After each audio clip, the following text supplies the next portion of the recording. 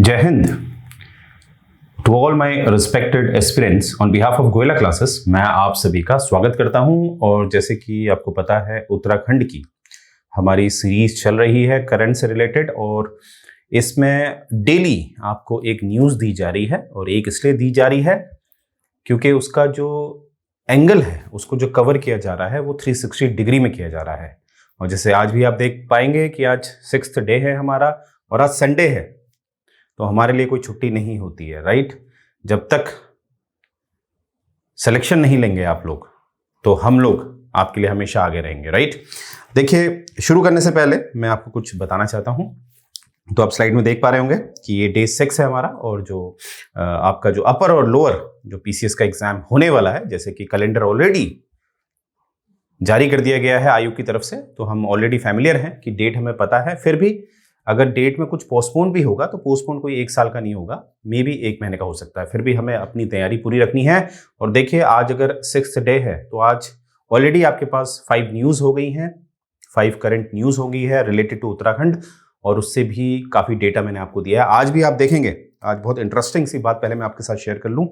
देखिए, आज की जो न्यूज़ देखेंगे, पहला पॉइंट हम देखेंगे, जो न्यूज़ होगी वो आपको बहुत आसान लगेगी।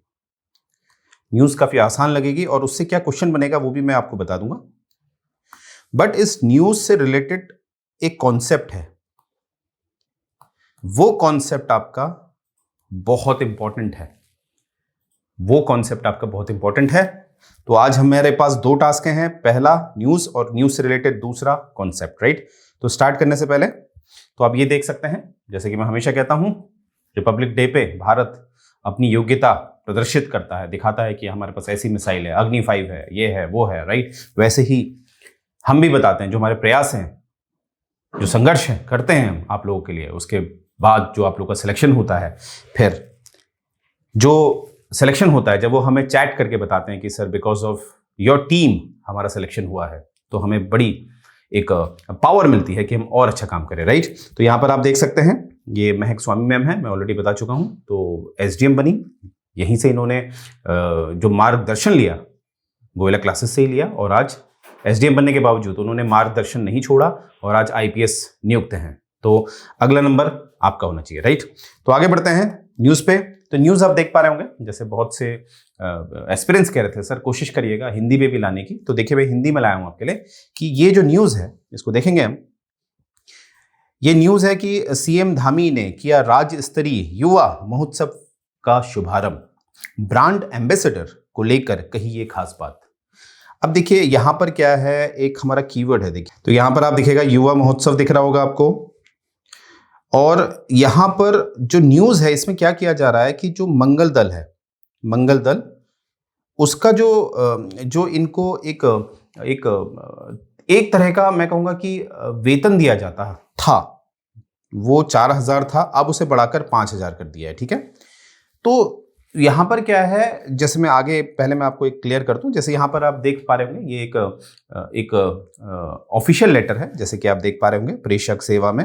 तो इसमें एक बात लिखी गई है कि माननीय मुख्यमंत्री जी की घोषणा संख्या ये, युवा कल्याण एवं प्रांतीय विकास दल के युवक मंगल दल, पहला है युवक मंगल दल, दूसरा है महिला मंगल दल, को स्वावलंबन हेतु 6 माह के लिए आर्थिक सहायता प्रदान की जाएगी। अब देखिए, एक है युवक मंगल दल और एक है महिला मंगल दल। ध्यान से देखेंगे, एक सेकेंड। एक है आपका युवक मंगल दल, और एक है दूसरा है आपका महिला मंगल दल। तो इसमें अभी जो न्यूज़ में हाईलाइट हुआ है, वो हुआ है युवक को जो 4000 पहले दिया जा रहा था, अब उसको बढ़ाकर कर दिया गया 5000। तो एग्जाम वाइज याद रखिएगा, स्टेटमेंट बेस्ड क्वेश्चन में ये डायरेक्ट स्टेटमेंट दे सकते हैं कि बढ़ाकर 2000 कर दिया गया है या बढ़ाकर 1000 रुपये कर दिया गया है। तो याद रखेंगे, बढ़ाकर 1000 रुपये कर दिया गया है। तो स्टेटमेंट बेस्ड क्वेश्चन में आपने इसको टिक कर देना, ओके, क्योंकि स्टेटमेंट बेस्ड क्वेश्चन भी पूछे जा रहे हैं उत्तराखंड पीसीएस में, खासकर हायर पीसीएस की बात मैं कर रहा हूँ, राइट। अब देखिए, क्वेश्चन जो मैं आप लोगों को समझाना चाहता हूं, ये तो एक नॉर्मल सी न्यूज है, राइट सर, ये तो याद हो गया, मैं 4000 से 5000 कर दिया है, बिल्कुल। अब देखिए इसके पीछे जो कॉन्सेप्ट है वो मैं आपको समझाना चाहता हूं, राइट। इससे हमें क्या सीख मिलती है, कैसे हमने पढ़ना होता है, एक 360 डिग्री का व्यू कैसे लेना है। तो सामने आप देख पा रहे होंगे स्लाइड है, इसमें दो एमिनेंट पर्सनैलिटीज हैं, मुझे उम्मीद है आप पहचान पा रहे होंगे। तो जो लेफ्ट साइड है आपके, ये है कार्ल मार्क्स, और जो राइट साइड है ये हैं हमारे नेशन के फादर गांधी जी। तो मोस्टली हमें गांधी नहीं कहना चाहिए, गांधी जी कहना चाहिए, क्योंकि ये हमारी सभ्यता है। और ये फोटो मैंने एक इंटेंशनली ली है, क्योंकि ज्यादातर गांधी जी की फोटो वही दिखाई जाती है जिसमें उनका जो ओल्ड एज वाला जो पर्सनैलिटी है वो दिखाई जाती है। तो मैं ये दिखाना चाहता हूं कि ये एक लॉयर भी हैं, और ऐसा नहीं था, ये एक पर्टिकुलर आउटफिट में रहते थे, सूट वूट में, राइट। बाकी इनकी आइडियोलॉजी ने, जब इनको बाद में समझ में आया कि भारत कैसा है, तो उस तरह से इन्होंने अपनी वेशभूषा रखी। और बहुत जल्द जैसे हम कोशिश करेंगे कि स्टूडेंट को, जो हमारे एस्पिरेंट्स हैं, उनको जो पर्सनैलिटीज होते हैं, जैसे गांधी जी की जो लाइफ टाइम है उसके बारे में बताएं इस तरह से, राइट, वो उसमें डिस्कस करेंगे। फिलहाल एक तरफ है गांधी जी, एक तरफ है कार्ल मार्क्स। अब प्रश्न है कि सर ये बात क्यों कह रहे हैं, यहां पर क्यों लेके आए हैं, राइट। देखिए मैं ये बात क्यों लेके आया हूं, अभी आपको समझा रहा हूं। जो कार्ल मार्क्स हैं उनका पहले जन्म देखिए, जन्म कब हुआ था इनका जन्म जो हुआ था वो हुआ था 1818 में। अब एक पहलू और याद रखिएगा, इस जो मैं बात कहने जा रहा हूं, मुझे उम्मीद है आप लोग सहमत होंगे कि हम जिस वातावरण में जन्म लेते हैं हमारी सोच उस तरह की होती है। अब मैं क्यों कह रहा हूं ये आपको बता रहा हूं। ये बात मैंने इसलिए बोली आपको, देखिए कार्ल मार्क्स का जो जन्म हुआ था वो उस समय हुआ था जब जो इंडस्ट्रियलाइजेशन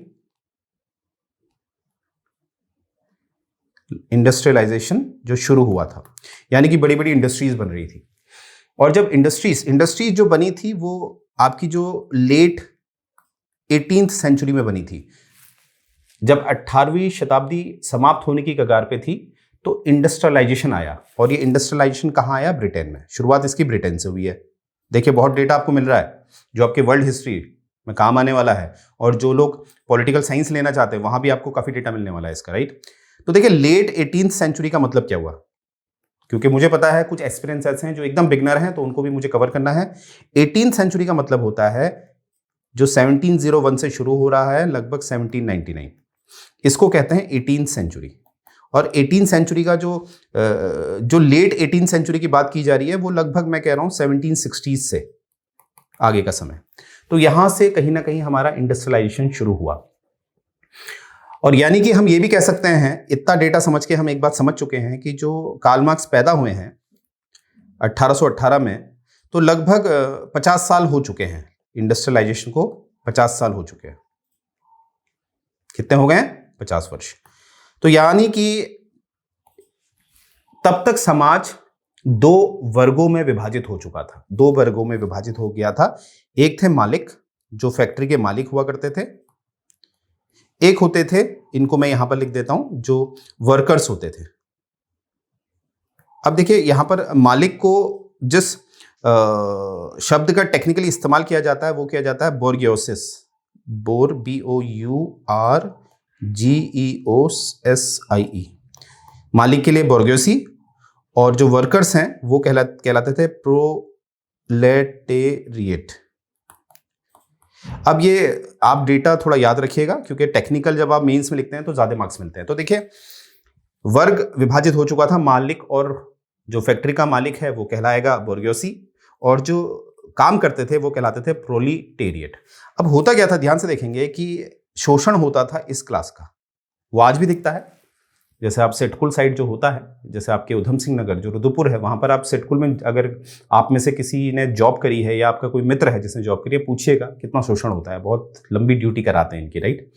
तो उस समय तो और ज्यादा था, आज तो संविधान है, कानून है, तो उतना शोषण नहीं हो पाता है, पर उस समय सोचिए काफी शोषण होता था। तो जब जन्म हुआ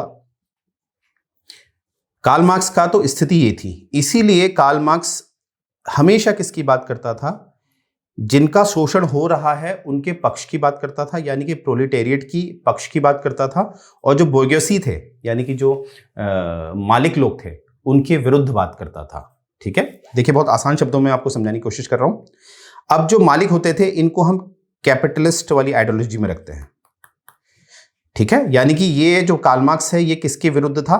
कैपिटलिस्ट के, पूंजीवाद के ये विरुद्ध बातें करता था। क्यों करता था? क्योंकि इसका जन्म ही ऐसी स्थिति में हुआ जहां पर जो वर्कर है उनका शोषण होते हुए इसने देखा है। राइट, अब देखिए जो कार्ल मार्क्स की जो आइडियोलॉजी थी, कार्ल मार्क्स कहते थे कि कैपिटलिस्ट को खत्म कर दिया जाए और एक कम्युनिज्म को लाया जाए। कम्युनिज्म, साम्यवाद। ठीक है, साम्यवाद को लाया जाए, साम्यवाद को लाया जाए। मैं लिख देता हूं, साम्यवाद को लाया जाए। इसमें क्या होता है, ध्यान से देखेंगे, इसमें यह होता है कि सारा कंट्रोल एक राज्य का हो जाएगा, ऐसा समझिए, सारा कंट्रोल राज्य का हो जाएगा और राज्य की जिम्मेदारी होगी कि प्रत्येक व्यक्ति को वो बराबर हिस्सा दे। मानते हैं एक खेत में 10 लोग काम कर रहे हैं, इसका एक उदाहरण दे देता हूं। 10 लोग काम कर रहे हैं और उस खेत में जो उपज हुई है वो 1000 किलो की हुई है। मानते हैं अनाज हुआ है 1000 किलो का, तो प्रत्येक व्यक्ति पे जो किलो आएगा उसको आप 10 से डिवाइड कर दीजिए, तो प्रत्येक व्यक्ति पे 100 किलो। यानी कि जो भी रिसोर्सेज हैं वो बराबर बांट दी जाए जनता पे, ये कहते थे कार्ल मार्क्स, यानी कि समानता की बात करते थे। मुझे उम्मीद है आप समझ पाए होंगे ये बात। अब देखिए जो गांधी जी हैं वो भी समाजवाद की बात करते थे। अब यहीं पर पहले कंफ्यूजन हो जाता है, जब हम पढ़ते थे तो हमें भी कंफ्यूजन होता था कि सर एक तरफ है सोशलिज्म जिसे हम समाजवाद कहते हैं और एक है आपका कम्युनिज्म, ये क्या डिफरेंस क्या है? देखिए इसका डिफरेंस जो है, सोशलिज्म से ही कम्युनिज्म बाहर आया है। यानी कि जब सोशलिज्म यानी कि समाजवाद जब उग्र हो जाता है, यानी कि वो काफी अति में काम करता है, तो वो साम्यवाद बनता है। इसका एक वर्तमान में मैं उदाहरण दे देता हूं। जैसे आप चले जाइए नॉर्थ कोरिया। नॉर्थ कोरिया में अगर आप जाएंगे तो वहां आप देखेंगे कि जो वहां के लोग हैं वो क्या नौकरी करेंगे, कब शादी करेंगे, ये भी निर्धारित किया जाता है राज्य द्वारा। तो देखिए इतना ज्यादा जो अति होती है उसे हम कम्युनिज्म कहते हैं। समाजवाद में भी सरकार होती है, राज्य होता है, राज्य जो निर्धारित करता है वो होगा, परंतु वहां पर आजादी होती है। जैसे भारत में आप देख सकते हैं कि जैसे मोनोपोली है, जैसे मैं बात करूं डिफेंस की, ऐसा थोड़ी ना है कि मैं यूरेनियम 238 कहीं से खरीद के लाऊं और परमाणु बम बना लूं। नहीं, बम बनाने या बंदूक बनाने का मुझे अधिकार नहीं है। ठीक है, वो सिर्फ राज्य कर सकता है, तो वहां राज्य की मोनोपोली है। परंतु मैं कहां शादी करूंगा ये अधिकार मेरे पास है। तो ये समाजवाद है। समाजवाद बहुत उग्र नहीं है। राइट, उग्र होता है तो साम्यवाद बनता है, कम्युनिज्म बनता है। राइट, तो मुझे उम्मीद है आप समझ पाए होंगे। तो कहीं ना कहीं किसी बुक में समाजवाद लिखा रहता है, किसी बुक में कम्युनिज्म रखा जाता है, और कार्ल मार्क्स ज्यादा कम्युनिज्म को सपोर्ट करते थे कि सब कुछ राज्य करेगा, सब कुछ। पर गांधी जी ज्यादातर सोशलिज्म की बात करते थे। राइट, अब इसका जो डिफरेंस है मैं आपको बताता हूं कि दोनों ही व्यक्ति जो हैं वो समाजवाद की बात कर रहे हैं। अब मुझे उम्मीद है आप समाजवाद समझ पा रहे होंगे, क्योंकि समाजवाद से ही साम्यवाद निकला है, तो मैं समाजवाद का इस्तेमाल कर रहा हूं। तो दोनों ही व्यक्ति समाजवाद की बात कर रहे हैं। अब देखिए गांधी जी का समाजवाद और कार्ल मार्क्स का समाजवाद कैसे डिफरेंस है। समाजवाद जो था कार्ल मार्क्स का वो मैं आपको बता चुका हूं। गांधी जी का समाजवाद देख लेते हैं। यहां पर एक अनुच्छेद 16 है। देखिए फैक्ट्स की बात होती है, अपने मन से कोई बात नहीं करता मैं। राइट, और यहां पर मैंने उद्देशिका रखी है, यानी कि प्रेम्बल रखा है। अब देखिए पहले आर्टिकल 16 यानी कि अनुच्छेद 16 जो कि एक मौलिक अधिकार है, वो क्या कहता है कि एक इक्वेलिटी, समानता की बात करता है। किसमें? अपॉर्चुनिटी में। और कहां? जो आपके सरकारी नौकरियां होती हैं। यानी कि गांधी जी कभी ये नहीं कहते थे कि जितना भी जो रिसोर्सेज हैं राज्य के पास उसको बराबर बांट दो। गांधी जी कहते थे कि मौका सबको बराबर दिया जाए अपने आप को सिद्ध करने का, और जो जितना काबिल होगा उसको उतना दिया जाए। अगेन आई से मौका, गांधी जी मौके की बात करते थे। और आर्टिकल 16 में आपको साफ दिख रहा होगा, तो आर्टिकल 16 को आप गांधी जी के समाजवाद से डायरेक्ट जोड़ सकते हैं। जो मैं बता रहा हूं काफी एडवांस है और बहुत आसान में बता रहा हूं, ये आपको गोयला क्लासेस में ही मिलेगा। राइट, तो देखिए ये बात समझ में आई आपको। गांधी जी और कार्ल मार्क्स में क्या फर्क है पता चल रहा है ना। कार्ल मार्क्स कह रहे हैं सबको बराबर बांट दो, गांधी जी कह रहे हैं सबको मौका बराबर दो, फिर अपनी योग्यता के अनुसार उस हिसाब से बटेगा। तो इसीलिए जब आप सरकारी जब आप HCS की तैयारी कर रहे हैं, या आप उत्तराखंड की तैयारी कर रहे हैं, या किसी भी राज्य की आप पब्लिक सर्विस कमीशन की तैयारी कर रहे हैं, या लोक सेवा आयोग की तैयारी कर रहे हैं, UPSC की, ऐसा तो नहीं है ना, एक योग्यता रखी गई है कि आप ग्रेजुएट होने चाहिए। ऐसा तो नहीं लिखा है कि आप हरियाणा के हैं तो आप नहीं दे सकते, आप लड़की हैं तो नहीं दे सकते। यानी कि सबको बराबर मौका दिया जाएगा। प्रूफ करिए, मेरिट में आइए, सिलेक्शन लीजिए। तो गांधी जी मेरिट की बात करते थे, राइट। और देखिए यही बात आप देखेंगे यहां पर, जो उद्देशिका में जो इक्वेलिटी है, जो समानता है, वहां पर आप देखेंगे कि क्या है, अपॉर्चुनिटी की बात की जा रही है कि अपॉर्चुनिटी सबको, जो मौका है सबको बराबर दिया जाए। स्टेटस की भी बात की गई है। यहां पर आप कंफ्यूज हो सकते हैं कि सर यहां तो स्टेटस भी लिखा है। स्टेटस का मैं यहीं पर क्लियर कर देता हूं। यहां पर स्टेटस का मतलब है, जैसे मान लेते हैं एक ये व्यक्ति है जो इस ऊंचाई में है, और एक ये व्यक्ति है जो थोड़ा सा उससे नीचे है, तो कोशिश की जाती है इसको यहां पहुंचाने की, एक समानता देने की कोशिश की जाती है। तो यहां पर आरक्षण काम करता है, जिसे हम रिजर्वेशन कहते हैं। रिजर्वेशन का यह मतलब नहीं है कि किसी विशेष वर्ग को आगे बढ़ाना। रिजर्वेशन का मतलब है जो बहुत निचले तल पर हैं उनको थोड़ा मौका दिया जाए आगे बढ़ने का, जिससे कि सब लोग समान हो जाए। यहां पर इस स्टेटस की बात की गई है। तो आप समझ पाए होंगे मैं क्या समझाना चाह रहा हूं कि कार्ल मार्क्स का जो समाजवाद था वो क्या था, और गांधी जी का समाजवाद क्या था। कार्ल मार्क्स बात करते थे सब बराबर बांट दो, और गांधी जी कहते थे मौका सबको बराबर दो। आर्टिकल 16 उसका उदाहरण मिलता है, और उद्देशिका में जो समानता की बात है।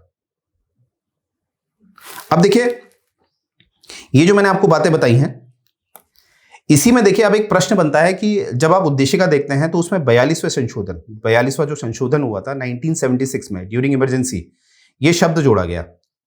अभी मैं समाजवाद की बात कर रहा हूं, ये देखिए सोशलिस्ट जोड़ा गया। तो प्रश्न है, जब संविधान बना था तब क्या हमारे पास समाजवाद नहीं था? क्योंकि मैंने बताया ना, आर्टिकल 16 को आप देखेंगे, ये तो कोई संशोधन से नहीं जुड़ा है ना, जो संविधान हमारा ओरिजिनल था उसी में था ये। तो समाजवाद हमारा था, ऐसा नहीं है। जैसे DPSP है जो भाग 4 है, वो पूरे समाजवाद की बात करता है। भारत कभी भी पूंजीवाद को सपोर्ट नहीं करता है, ठीक है। हालांकि वर्तमान में करता है, वो हम बात का मुद्दा है, उसे बाद में देखेंगे। तो अब प्रश्न है कि जब भारत में समाजवाद था तो अलग से इसे उद्देशिका में क्यों दर्शाया बाद में 1976 में, यानी कि 26 वर्ष बाद क्यों इसे दर्शाया? 1950 में संविधान लागू हो चुका था, क्यों 26 वर्ष बाद अलग से दिखाया? तो देखिए इसका एक हम बता सकते हैं, ये केवल एक राजनीतिक पहलू था, मतलब अपने आप को दिखाना था अलग से, क्योंकि ऑलरेडी दिया हुआ है, DPSP में दिया हुआ है, आर्टिकल 16 में दिया हुआ है, इस तरह की बातें हैं। तो इसको हम कह सकते हैं बाद में एक राजनीतिक कारण हो सकते हैं, उसमें हम नहीं जाएंगे, राइट। तो मुझे उम्मीद है आप समझ पाए होंगे। अब प्रश्न है कि सर आपने इतना डेप्थ जो पढ़ाया है, और मुझे उम्मीद है आप लोगों को समझ में आया होगा कितना डेप्थ जो पढ़ाया, क्यों पढ़ाया। देखिए मैं एक मेरा व्यक्तिगत तौर पर, क्योंकि देखिए करंट जब हम डिस्कस करते हैं तो एक मैं उम्मीद करता हूं कि जो भी हमसे पढ़ रहा है अपर PCS लेवल का या लोअर PCS लेवल का, उनको मीन्स भी लिखना होता है, जो थोड़े ऐसे राइटिंग होती है आप लोगों की। तो मैं चाहता हूं हमें अपने विचार रखने होते हैं, इसलिए मैं जो करंट है टारगेट कर रहा हूं आपके PCS लेवल का, ठीक है। तो इसमें देखिए हम व्यक्तिगत तौर पे भी टिप्पणी दे सकते हैं जब वो कमेंट वाला ऑप्शन पूछते हैं। तो देखिए यहां पर एक है कि लोगों को पैसा दिया जा रहा है, तो आपको नहीं लगता कि पैसा देके इंसान कहीं ना कहीं उस पर जंग लगता है? स्विट्जरलैंड में तो ऐसा हुआ था कि वहां की सरकार ने कहा कि हम आपको बेरोजगारी भत्ता देंगे, यानी कि आप लोग हर महीने 10,000 रुपए रखिए। पता है वहां के लोगों ने मना कर दिया था, जो रेफरेंडम हुआ था लोगों ने मना कर दिया, नहीं भैया ऐसे में तो हमें जंग लग जाएगा। तो देखिए ये क्या हो रहा है, इससे क्या हो रहा है कि जो योग्य है, चलो उसको मैं समझ रहा हूँ कि उसको पैसा मिल रहा है, काम कर रहा है, पर इसमें ऐसा भी तो हो सकता है बहुत से लोग हैं जो काम ही नहीं करेंगे और उनको मुफ्त में पैसा मिल रहा है। तो क्या गांधी जी ये चाहते थे? आप समझ पा रहे मैं क्या प्रश्न उठा रहा हूं? तो देखिए यहां आपको ऐसे करंट मिलेंगे जो आपको सोचने पर मजबूर करेंगे। और अगर आप इसमें कुछ लिखना चाहते हैं तो आप लिखिए, हमारे पोर्टल में जाइए, उत्तराखंड का आपको पोर्टल दिखेगा, वहां पर कमेंट सेक्शन में अपने आंसर राइटिंग करिए। हमारी टीम और मैं खुद पर्सनली इसको चेक करूंगा, और मुझे कुछ भी लगेगा तो मैं आपको गाइड करूंगा। देखिए आप याद रखिएगा कि आपने सिर्फ प्री नहीं निकालना है, आपने मीन्स भी निकालना है, तब जाके आप इंटरव्यू में पहुंचेंगे, राइट। तो ये मेरी आज की न्यूज़ है। न्यूज़ छोटी सी थी, पर मुझे उम्मीद है आप समझ पाए होंगे किस तरह से उसको एक 360 डिग्री एंगल पे मैं लाया, इसीलिए हम कहते हैं 360 डिग्री, राइट। तो आगे बढ़ते हैं। जैसे कि एक हमारी जो टेस्ट सीरीज है आपको पता है वो 999 की है अपर और लोअर के लिए, और जो हमारा जो प्रयास कोर्स है जिसमें हम आपको पढ़ा रहे हैं that is free of cost. तो इतना तो बनता है, राइट। और कॉम्बो प्राइस अगर आप लेते हैं तो इट विल कॉस्ट यू 1499 का। और हमारा एक टेलीग्राम चैनल है, इसमें आप ज्वाइन करिए, क्योंकि इसमें डेली अपडेट्स आपको मिलते हैं और इंपॉर्टेंट इन्फॉर्मेशन जो होती है वो आप तक पहुंचाई जाती है, जिससे कि आप भीड़ में, जो कंपटीशन का ज़माना है उसमें पीछे ना हो, राइट। और ये मैं ऑलरेडी आपको बता चुका हूँ, ये हमारे अचीवमेंट्स हैं। तो यहीं से मैं ये क्लास एंड करने जा रहा हूँ। मुझे उम्मीद है आपको पसंद आया होगा। अगर पसंद आता है तो प्लीज़ कमेंट करिए, लाइक करिए, सब्सक्राइब करिए, बेल आइकन को दबाइए और प्लीज़ कमेंट करिए, राइट। जय हिंद।